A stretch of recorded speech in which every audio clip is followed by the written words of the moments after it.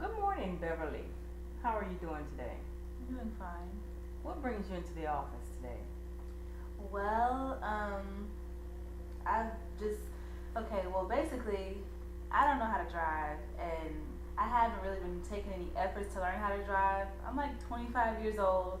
All my friends can drive, they're all independent, but I'm too afraid to learn how to drive, and it's becoming a problem for me and for the people around me because I have to be so dependent on everyone to take me somewhere. I can't just get up and go like other people my age. I have to always ask someone to come pick me up, take me here and take me there. And it's starting to frustrate me, and I think it might be frustrating the other people that are helping me. And I just want to try and get over that fear of learning how to drive. Okay, so even as a child, you never had a desire to learn how to drive, or can you pinpoint the time in your life where you decided you didn't want to drive?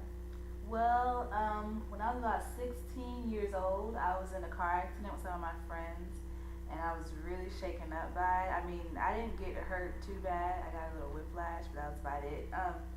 But it just shook me up so bad that ever since then, I didn't want to learn how to drive because I was like, what if I get behind the wheel and the day that I decide to actually drive and get behind the wheel, I get into an accident, and I just didn't want to risk it. So yeah, so ever since that day that we got into the accident, I've just been afraid of driving. I tell you, car accidents can be pretty frightening, especially when you're young. I've been in a car accident myself. It wasn't very serious, but they can shake you up some. So I can sympathize. I can understand how you're feeling about that. But is that the only accident you had that you can recall that may have triggered the fear of wanting to drive? Well, actually, I think when I was a little bit younger than that, maybe 7, my mom and I actually got into an accident too. But that didn't really bother me, maybe because I was so young. But I think by the time the second accident happened, and it was a little bit more serious, and it was people my age that was involved in the accident, things like that. It just stuck with me more than the other accident that I was in with my mom. So So Beverly, tell me, what is it about driving that scares you the most? Is it the fear that you might get into an accident yourself? Is it fear of the unknown? Are there things that you're scenarios that you're conjuring up in your mind that may frighten you even more? Things that didn't happen, but you think could have happened, or it's just that or you can't really pinpoint the fear at this time. I think it's more so the scenario of what could happen. Like if I'm riding in the car, I see how a lot of these drivers drive, and in my opinion, they don't drive very well. They'll just hop in front of you at the last minute, or they'll be speeding by. And it just makes me nervous because I don't know what the next driver is thinking or what they're doing. I don't think I would necessarily be a bad driver, but I think I'm just more so afraid of the drivers next to me and around me. I don't know what they're thinking, what they're gonna do, and if they can see my blinker when I try to get over to the next lane, or are they just gonna come out of nowhere and hit me, like just things like that. I'm always nervous about what the other drivers are gonna do. So you feel afraid because you don't know what other drivers may do while they're driving, Yes. but you're confident in yourself. You know what you're thinking. If you were to be if you were behind the wheel, but you're not sure of what other people are thinking or how they may drive. Is that what you're saying?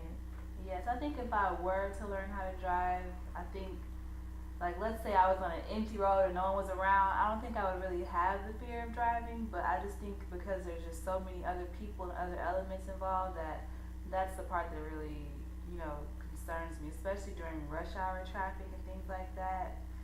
When cars are packed back to back and you're trying to get over a few lanes, and not everybody's gonna let you over. It just seems like a lot, and I just don't know if I'm ready for that yet. What I hear you saying is that you're afraid of not being able to control the circumstances around you as you're driving, because you won't be able to control the traffic. You can't control the people who are driving in the traffic. You can't control, they say, even the weather. So you can't control these factors while you're driving. And I'm hearing you say that that may be part of the reason why you're afraid of driving. I never thought of it that way, but I think you're right. I think the issue is that I can't control it. A lot of things are gonna be out of my control when I'm driving because I'm not gonna know what's gonna happen next. So I think that might be a big issue, like what you were saying about not being able to be in control while I'm driving. So driving is the only issue that you have. Well, I guess the major issue that you have that you can see as far as control is concerned. Do you have any other areas in your life that seem like you cannot control, that you would like to control? I can't think of anything right now at the moment. Oh, okay. So so you want to be able to drive. You want to get over this fear of not wanting to not wanting to drive, so that you can drive and not become dependent on other people. Is that what I'm hearing you say? Yes.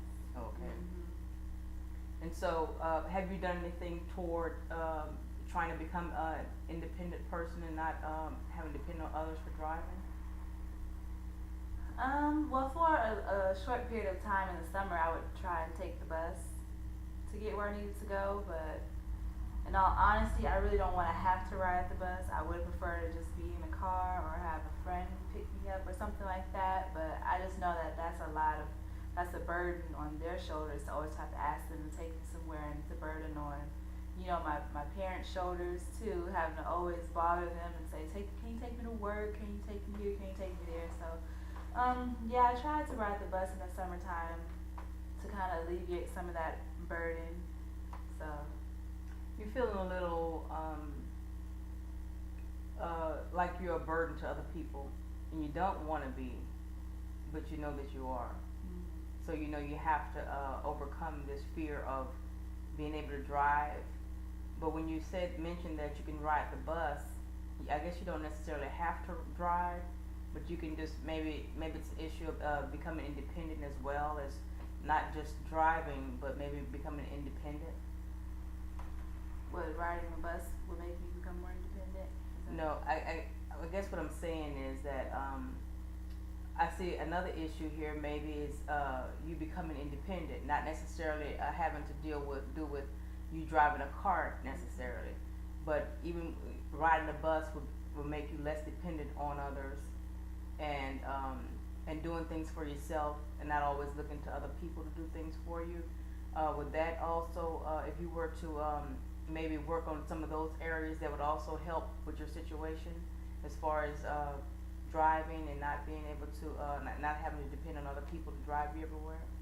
Yeah, I think that might help if I were to try and do more things on my own.